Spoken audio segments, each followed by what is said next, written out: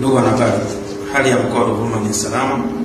Jeshi la polisi mkoa wa Ruvuma linaendelea vyema na majukumu ya kusimamia sheria za nchi katika kuhakikisha usalama wa raia na mali zao. Napenda kutoa taarifa ya kupotea kwa Padri Camillus Nikata kama ifuatavyo. Jeshi la polisi mkoa wa Ruvuma tarehe 9 mwezi wa 10 2025 katika kituo kikuu cha polisi Songea tulipokea taarifa kutoka kwa uongozi wa jimbo kuu Katoliki Songea juu ya kupotea kwa Padri Camillus Nikata wa jimbo kuu Songea, ambaye pia ni mhadhiri wa chuo kikuu cha Mtakatifu Agustino Tanzania na ni sauti cha huko Mwanza.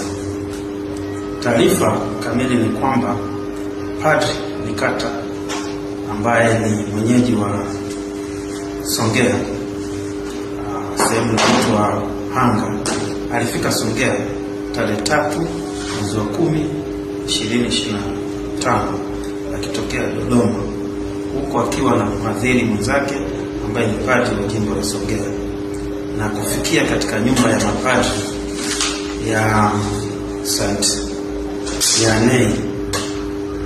Ilipofika tarehe 7 mwezi wa 10 2025 majira ya jioni, Father Camillus Nikata alionekana na Father mwenzake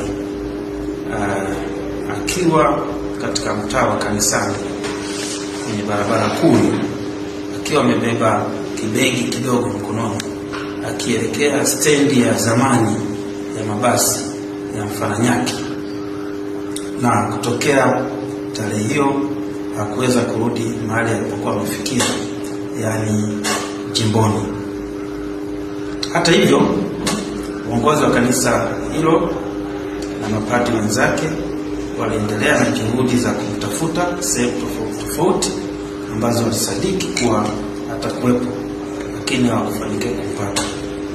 Ndipo ilipofika tarehe 9 mwezi wa 10 2025 waliweza kutoa taarifa ya kutoonekana kwa Padri Nikata tangu tarehe 7 mwezi wa 10 2025.